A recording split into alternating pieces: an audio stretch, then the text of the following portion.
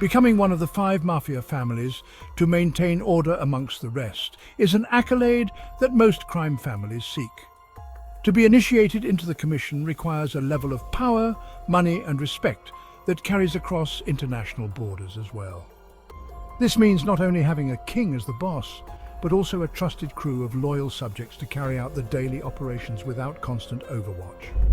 Let's dive into 5 of the most notorious mobsters from the Colombo crime family, starting with Gennaro Langella, a thug turned underboss who helped run the family for his leader during his many years imprisoned. Entering the world on December 30th, 1938, Gennaro Adriano Langella was born and raised in Carroll Gardens, a rough part of Brooklyn, New York.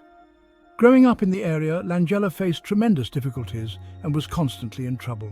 As a young man, he was introduced to his great friend and soon-to-be boss, Carmine the Snake Persico, who was already running a local street gang for teenagers, the Garfield Boys, who were later renamed the Brooklyn Boys. This group of attitude-fueled adolescents would terrorize the town with vandalization, vagrancy and theft. Even though Persico was 5 years older than Langella, the two bonded quickly and bridged the associate and friendship gap with ease. As their crimes began to progress and advanced, other established family members started to take notice of the pair. It wasn't long before Persico was approached by a member of the Colombo family who brought him on board in the 1960s. Not forgetting his loyalties, Persico paved the way for Langella to enter into the family a short time after his introduction. It was upon his induction into the family that he earned the nickname Gerry Lang. With the backing of an organization whose name strikes fear into anyone opposed, the deadly duo took flight. After graduating from petty theft, the two took hold of a lucrative loan sharking operation in the area. Money began to flow hand over fist, and the two rose through the ranks like a rocket. Not satisfied with just loan sharking, they began expanding operations into racketeering and drug trafficking too. During this epic ascent, Persico was not only made but also promoted to a capo regime. With his newly acquired position, he sought to establish his trusted comrade into a made man. But this was after the Donnie Brasco debacle, and a period when no families were bringing on any new members. Disregarding the rules, Persico promoted Lang anyway, and he was made in an extremely tumultuous time.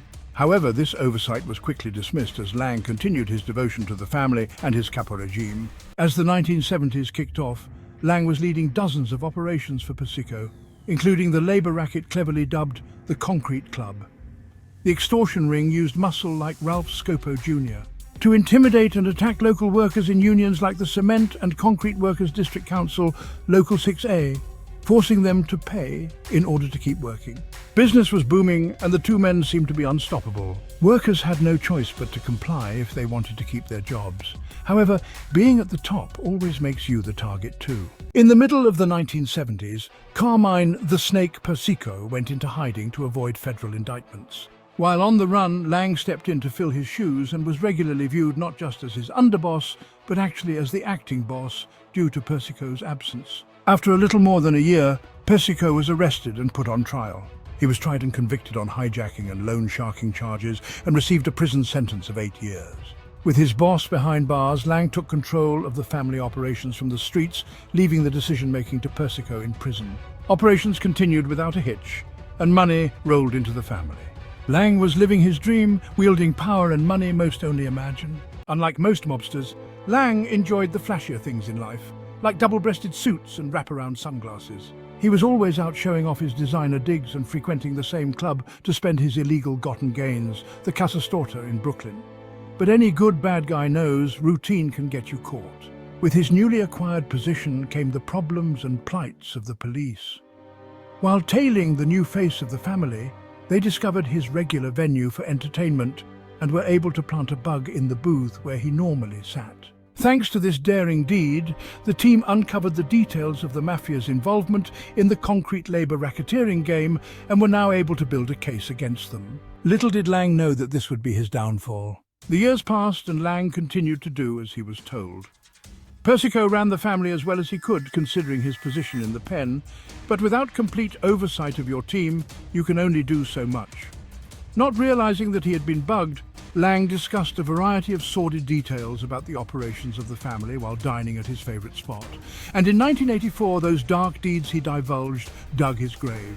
On October 14th, Gerry Lang, Carmine Persico, and several other members of the Colombo family were indicted on RICO racketeering and extortion charges. Just a few months later, on February 25th, 1985, adding insult to injury, they all faced another set of charges for the Mafia Commission trial, a legal manhunt for the heads of all 5 families running the national mafia syndicate.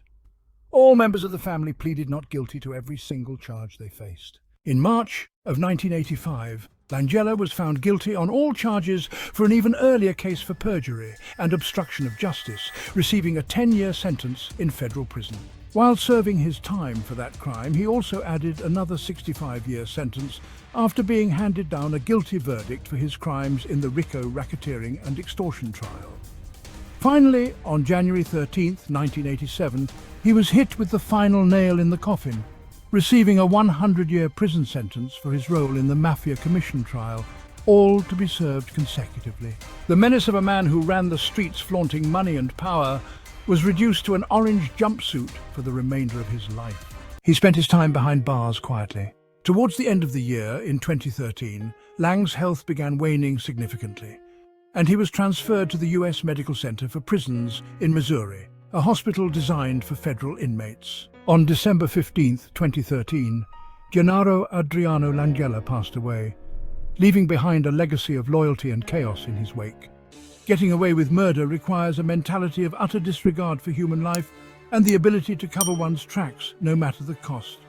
Meet Joel Cacace Sr., aka Joe Waverly, the Colombo mafia mobster who ordered the hit on a prosecuting attorney, then hired 2 men to kill those hitmen and finally had those killers snuffed out too. Born on April 9, 1941, Joel Cacace began his life on Waverly Avenue in Fort Greene, a suburb in Brooklyn, New York. His childhood was relatively quiet for a kid raised in this rough part of town. There is no criminal record that appears in his early years. However, he would more than tilt the scales towards the other direction as he entered adulthood. During his adolescence, Cacace befriended a few members as he started his criminal career. One of his newly found friends was soon-to-be capo of the Colombo family, Luca Di Matteo, who was an integral part in elevating Cacace into the mafia family. His other friend and ally was a man who would later become a boss of the family, Victor Arena. With these 2 companions in the streets, his illegal activities began to take flight. He started small with petty thefts, but advanced quickly into the extortion and racketeering realms thanks to his new buddies.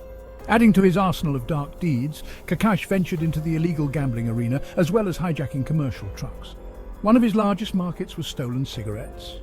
He and his crew would regularly force drivers off the road at gunpoint to take the trailer filled with cartons of smokes.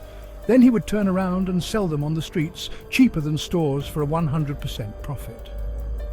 Cacace's keen intellect and loyalty to those who found him caught the attention of other family members.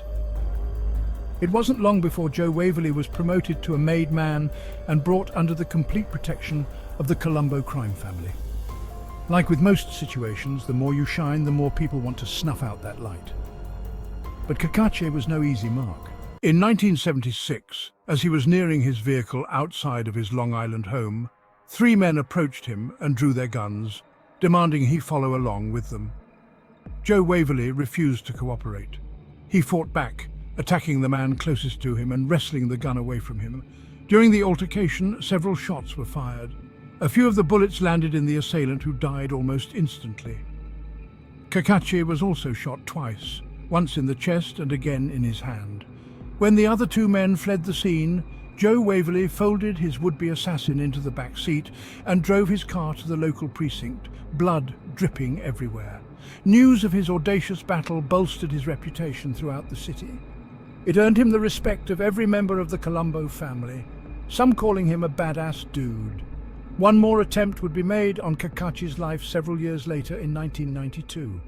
Yet again, Joe Waverly would survive the scuffle and drive off his assailant. This time he lost a testicle in the trial for his life.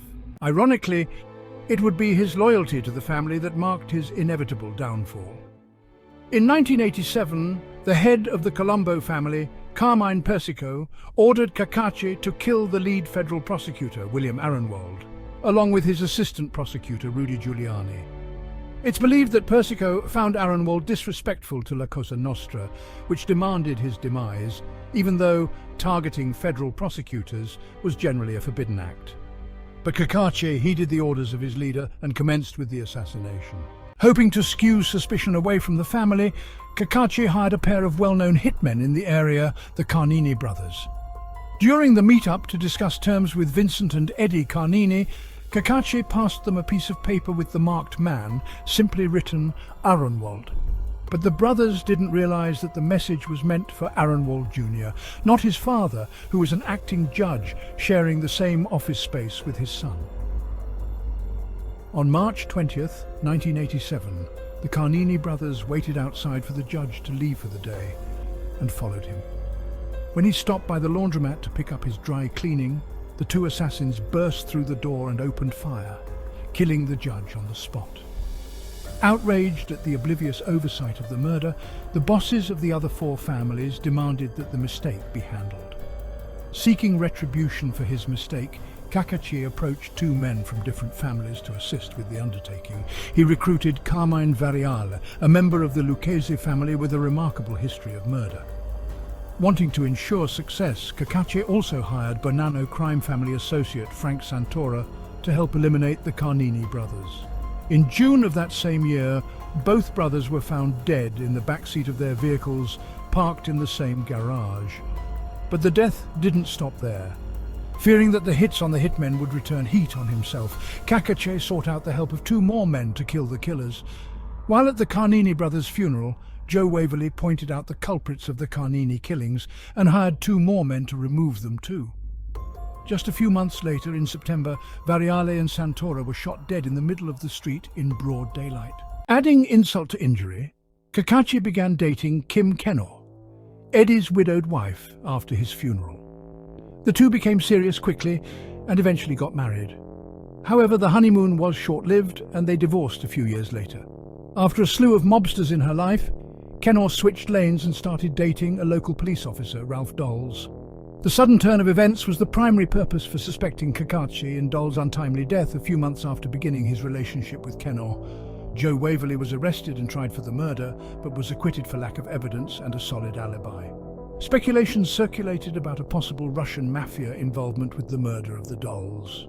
He allegedly had a confrontation with a member of the Russian mob a couple of weeks prior to his death. However, when the former Colombo mafia wife, Kenor, turned up dead a few more weeks later, all eyes were back on Cacace for the killing. Even with the botched assassination fiasco, Joe Waverly still swelled to the top of the ranks. He laid low for the subsequent years of Dolls and Kenor's murders, but shot back into the limelight a few years later when the Colombo War began. With Persico still in prison, Cacace's longtime friend and boss, Victor Orena, made a play for power. Looking to express his loyalty, Cacace targeted one of Persico's top enforcers.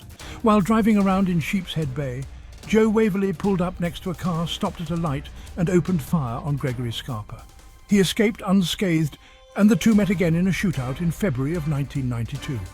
Cacace was leaving his dry cleaner when a barrage of bullets was fired.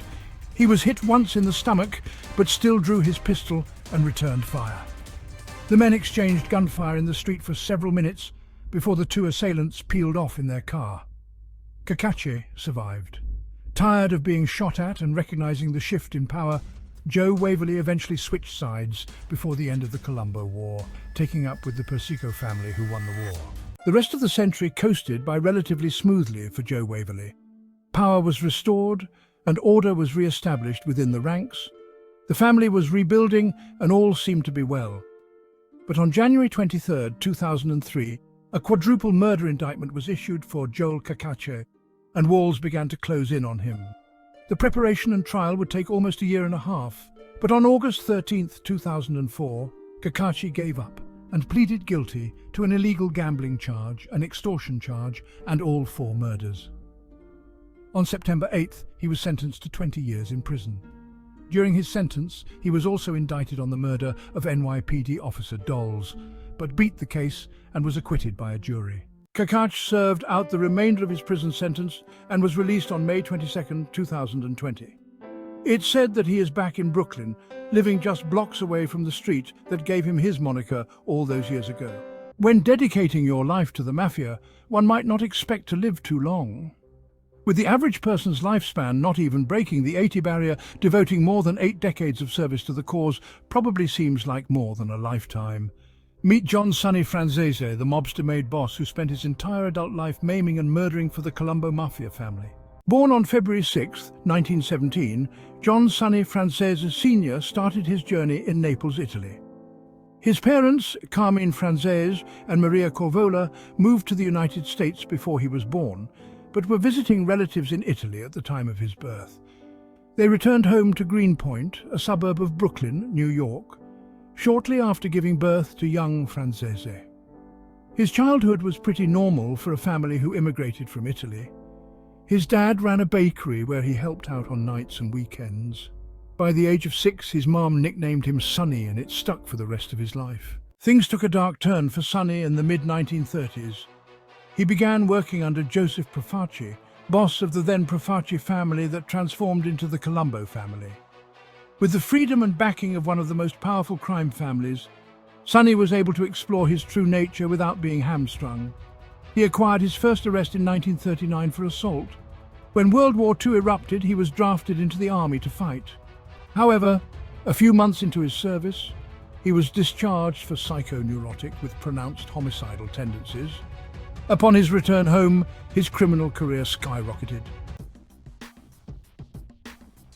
Operating in both New York and New Jersey, Sonny dabbled in anything from racketeering to loan sharking.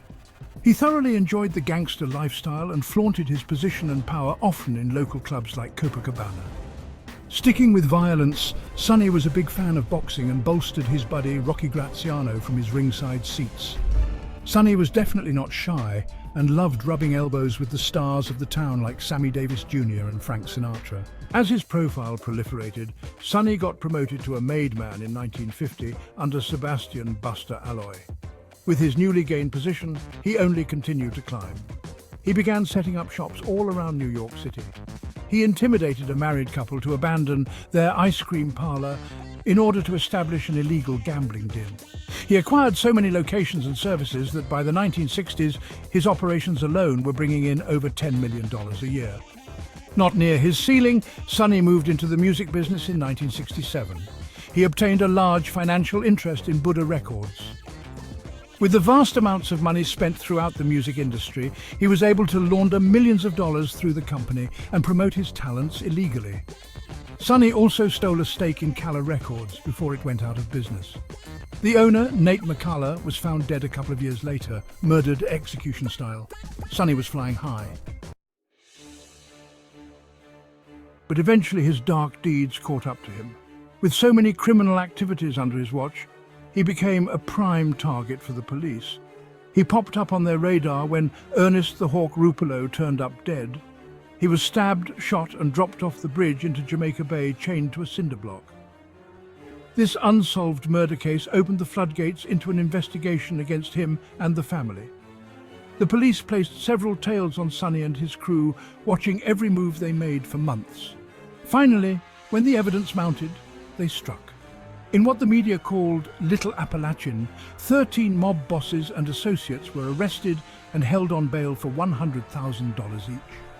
Not one said a word to the grand jury, but Franzese and 4 others were indicted on the murder of Rupolo and a few other felonies. Sonny showed up in style to court. The then 47-year-old man stood tall and tapered in front of the judge and jury. Surprisingly, even with all of the evidence against him and suspicions of being personally responsible for dozens of deaths, Franzese beat the illegal bookmaking, the loan sharking and the murder charges. However, he had such a stellar career that he provided plenty more to pin on him. In 1967, he was also indicted on a bank robbery case that the prosecution prioritized. Backed by the FBI, the DA was able to build a bulletproof case and caught the conviction they so desperately needed. After being found guilty, Sonny was sentenced to 50 years in federal prison. Even from behind bars, Franzese still commanded power and respect. He ran his operations from the pen, delegating his underlings to continue collecting from his dozens of dirty businesses around town. After only 10 years, Franzese was paroled in 1978 and back on the streets. He hit the ground running, taking back to the enforcer role without missing a beat. but his parole specifically stated that he couldn't collude with criminals, and those were the only people he knew. Due to his connections and regular rendezvous with other felons, he ended up violating parole on more than 6 occasions and landed back in prison numerous times. In 2006, he was caught on tape talking to Gaetano Guy Furtato, a mobster turned informant who was wearing a wire. Sonny detailed his days of dealing with death, quoted saying, "I killed a lot of guys, you're not talking about 4, 5, 6, 10. He also illuminated Furtato to his body removal techniques, stating, "Today you can't have a body no more, it's better to take that half an hour to get rid of the body, than it is to leave the body on the street." His usual process involved dismembering the body in a kiddie pool and running the pieces through a commercial garbage disposal. Amazingly, that recording wasn't enough to pin any homicides on him. In 2006, Franzese was promoted again to underboss, with John Jackie de Ross getting sentenced to prison. Yet again, thanks to his associations in public, Sonny violated his parole and was imprisoned in 2008.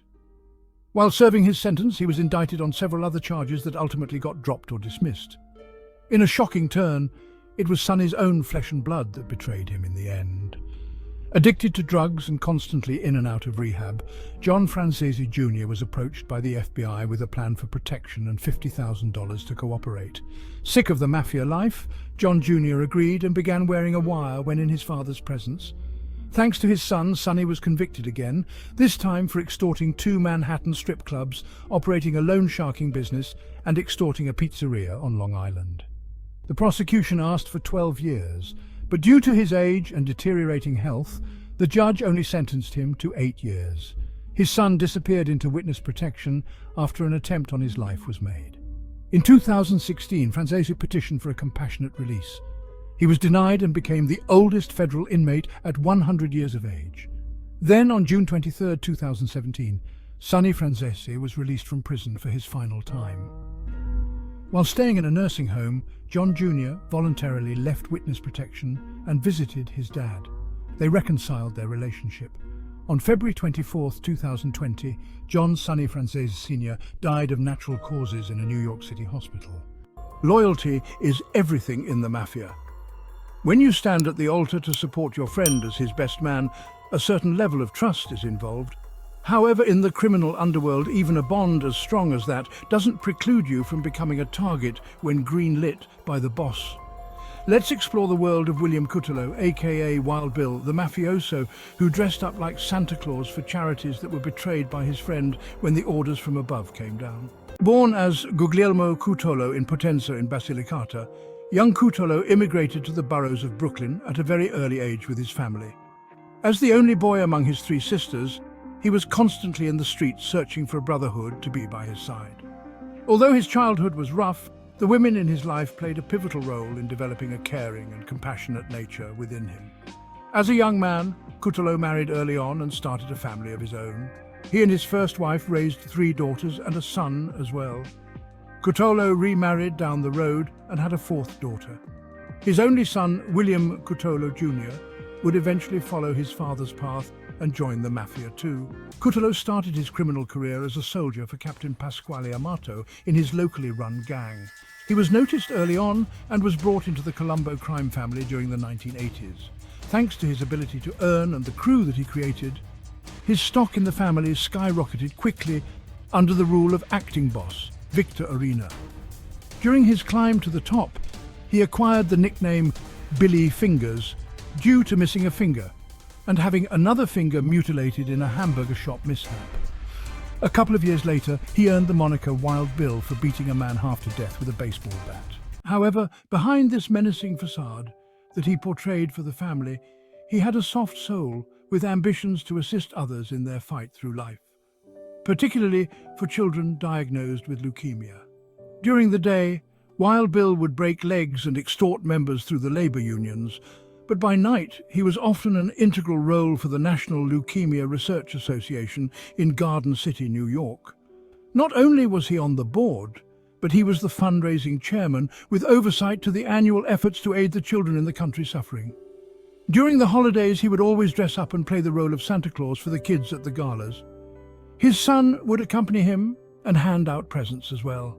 But as hard as he tried to do good, his occupation always pulled him back down. By the late 80s, his illegal gambling ring and loan sharking operations were booming, and anyone who didn't pay received a rough awakening. Not only did Cutolo manage to manipulate himself onto the board for the NLRA, he also weaseled his way into the Teamsters Union Local 861 in New York as president. Using his position of power there, he persuaded people through any means necessary to push work in the direction of local vendors owned and operated by the Colombo family.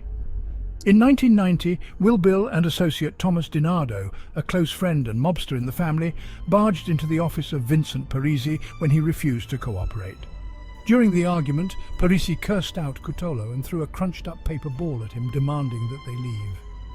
A few days later, Cutolo sent a couple of his best thugs to teach Parisi a lesson. Parisi was 72 years old and suffering from colon cancer at the time. But Wild Bill's business acumen didn't end there. Utilizing his access to funds and foot soldiers, he invested in a struggling catering company and gained control when the business couldn't repay the entire loan on time. He also branched out into the entertainment realm, purchasing and partnering with several key figures in the country to own nightclubs in New York and Miami, Florida.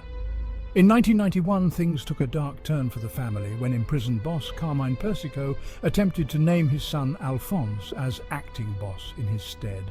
Aspiring leader Victor Orena contested the decision and split the family into two factions, beginning the bloody Colombo War.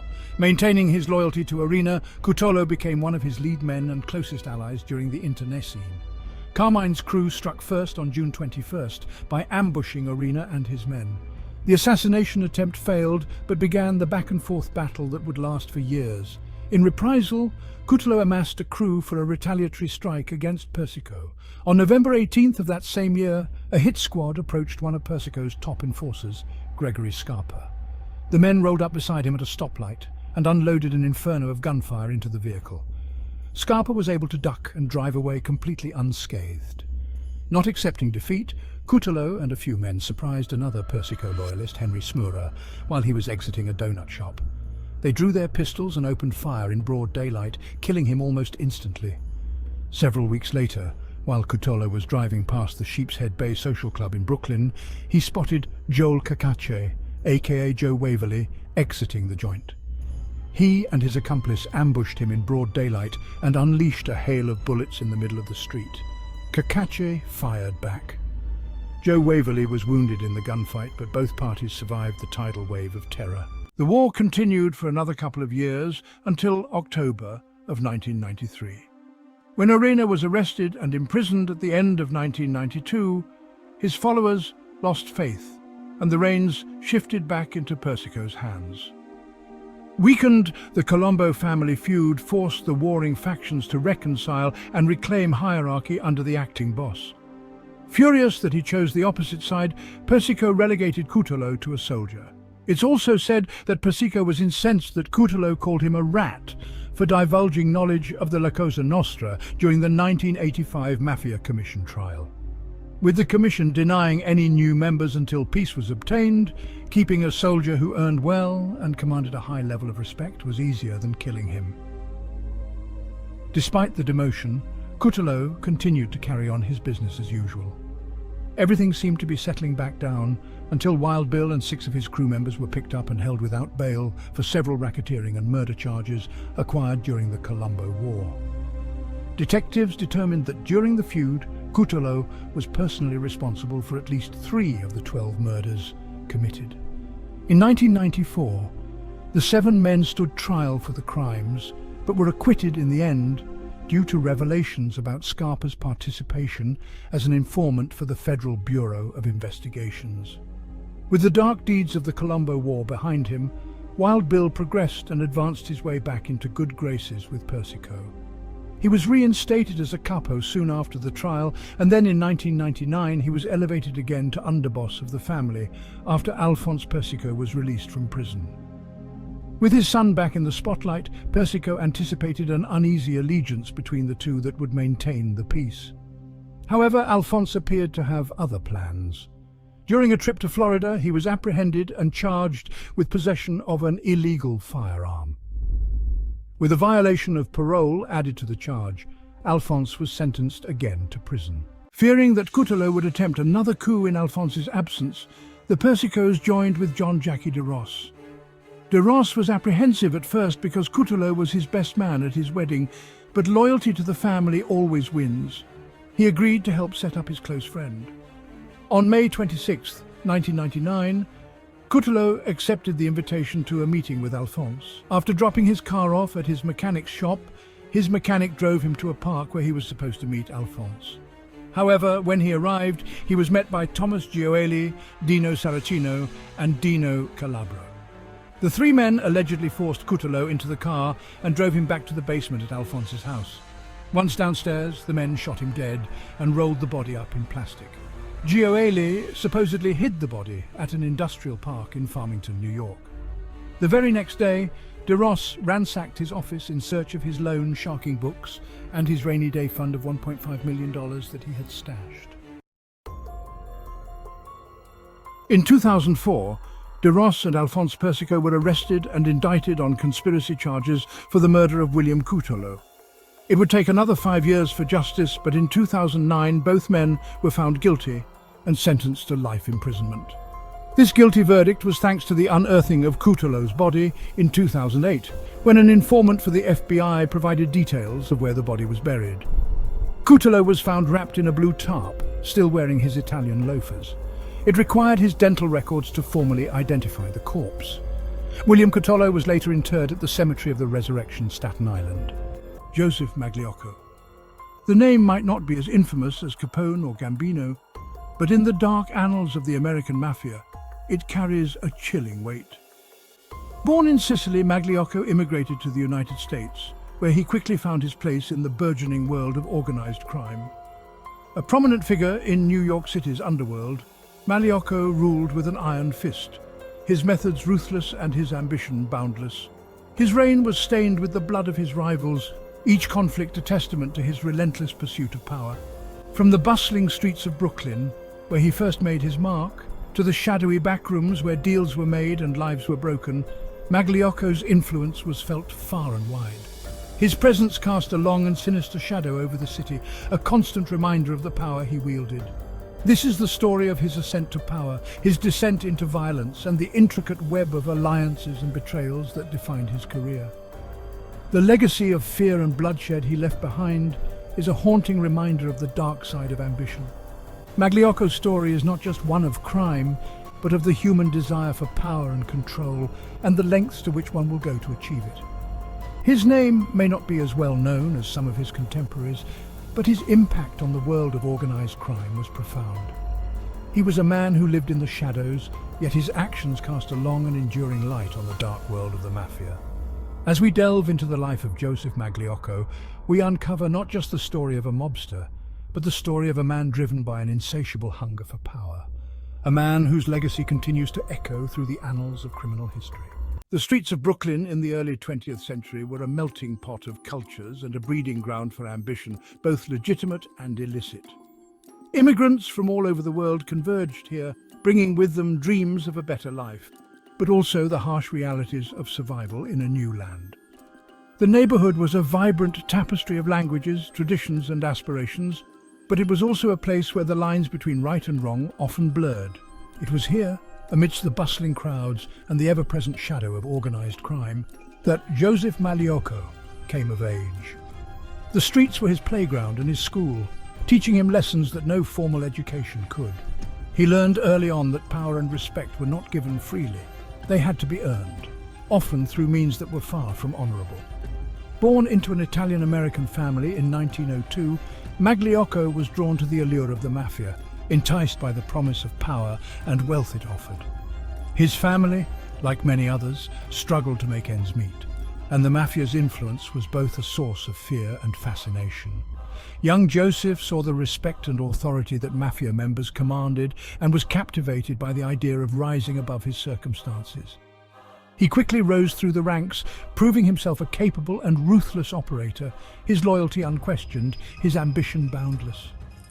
Magliocco's ascent was marked by a series of calculated moves and strategic alliances. He understood the importance of loyalty and the power of fear, using both to his advantage. His reputation grew, and with it, his influence within the organization. By the time he reached his 30s, Joseph Magliocco was a name to be reckoned with in the world of organized crime, a testament to the dark allure of the life he had chosen. Magliocco found his home in the Profaci crime family, later the Colombo family, a notorious organization that was part of the infamous Five Families. These families ruled New York City's underworld, controlling various illegal enterprises and maintaining a tight grip on the city's criminal activities. Under the watchful eye of Joseph Profaci, a man known for his cunning and brutality, Magliocco began his journey into the dark world of organized crime. Profaci was a master strategist, and under his mentorship, Magliocco honed his skills, learning the intricacies of racketeering, extortion and violence. He quickly adapted to the ruthless environment, understanding that survival meant being as ruthless as his enemies. Magliocco climbed the ranks steadily, earning the trust of his superiors and the fear of his rivals. His loyalty to the family and his ability to execute orders without hesitation made him a valuable asset. He was involved in numerous operations, from planning heists to executing hits, each success further solidifying his position within the family.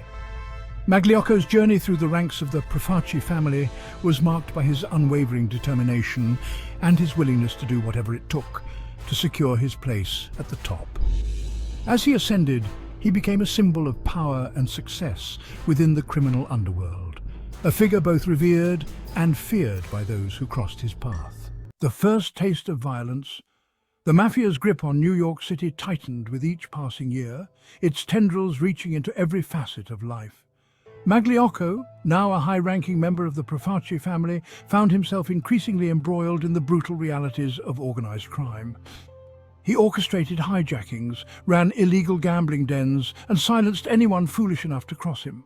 The streets ran red with the blood of informants and rivals, a stark reminder of the price of betrayal in Magliocco's world. The seeds of Magliocco's downfall were sown in the simmering tensions within the Profaci family. The Gallo brothers, a volatile and ambitious trio, began to chafe under Profaci's rule, their resentment growing with each perceived slight. Magliocco, fiercely loyal to Profaci, saw the Gallo brothers as a threat to the delicate balance of power. A bitter rivalry erupted, pushing the family into a brutal war. With Profaci's death in 1962, Magliocco seized control of the family. However, the commission didn't sanction his takeover. His reign was short-lived and tumultuous. The Gallo brothers, emboldened by Profaci's demise, continued their campaign of violence and intimidation. Desperate to consolidate his power and eliminate the threat posed by the Gallos, Magliocco's friend Joseph Bonanno hatched a daring and reckless plan to assassinate the heads of the other five families and seize control of the commission, the mafia's ruling council. The duo's audacious plan was doomed from the start. The other families, sensing weakness and fearing Magliocco's ambition, turned against him. Betrayal ran rampant, with former allies becoming enemies overnight. The man he hired to eliminate two key members of the commission snitched about their plans to assassinate and seize control. The Gallo brothers, smelling blood in the water, aligned themselves with Magliocco's rivals, further weakening his already precarious position. The world Magliocco had built on fear and violence was crumbling around him. In 1963, just a year after assuming control of the family, Joseph Magliocco died under mysterious circumstances. The official cause of death was heart failure, but rumors and speculation swirled through the underworld. Had the stress of the Gallo conflict and the failed plot against the commission taken its toll? The commission granted his retirement, but could someone else have held a grudge? Or had Magliocco's enemies, sensing an opportunity, silenced him permanently? The truth, shrouded in the secrecy and paranoia that permeated the mafia, remains elusive.